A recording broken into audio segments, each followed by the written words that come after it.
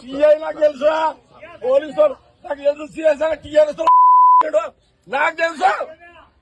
నీకు సంగతి నాకు తెలియదా?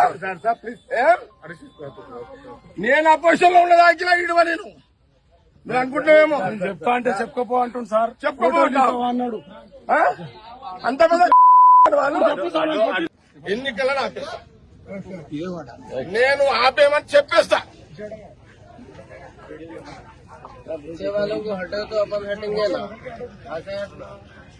పంపు బయటికి వెళ్ళగొట్టు నీ రైట్స్.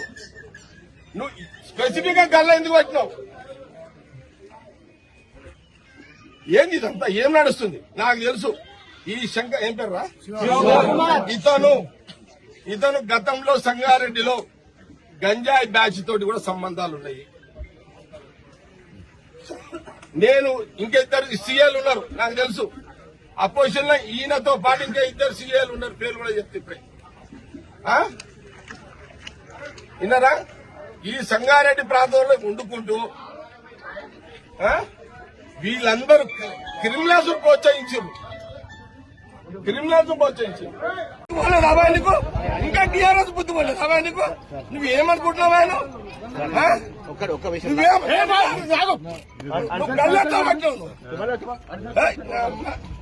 లాండ్ ప్రాబ్లం నువ్వు క్లియర్ చేసుకున్నావు.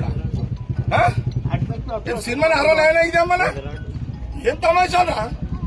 నేను 26 ఏళ్ల దగ్గర రాలే ఫీల్డ్కి. నేను బూత్లకు రాక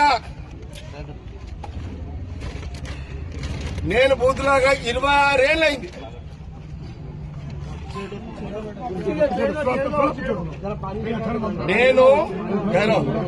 నేను బూతులకు రాక సంగారెడ్డిలో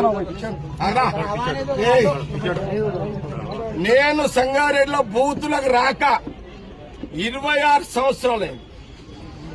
ఈ రోజు సంగారెడ్డి ఇందిరా కాలనీలా నా కాంగ్రెస్ క్యాండిడేట్ అడ్డుని గల్ల పట్టుకొని బయటికి నూకిన మీ సిఐ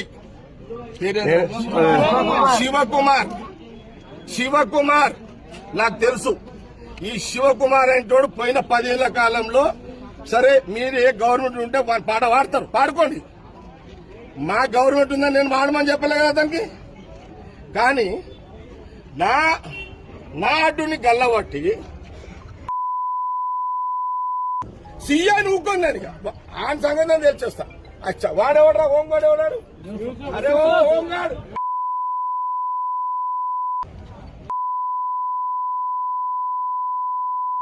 సీఐ గారు డిఎస్ఓ ఏమైనా చేసుకోండి. నేను దగ్గర టౌన్ అంతా ఒక్క సీఐ చేసా కదా.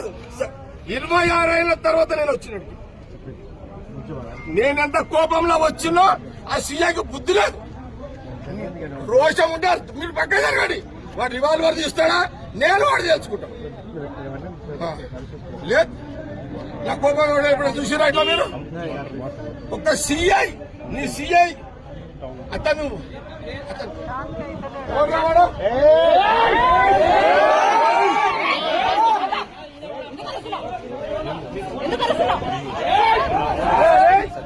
అది ఒక ముందుండవండి.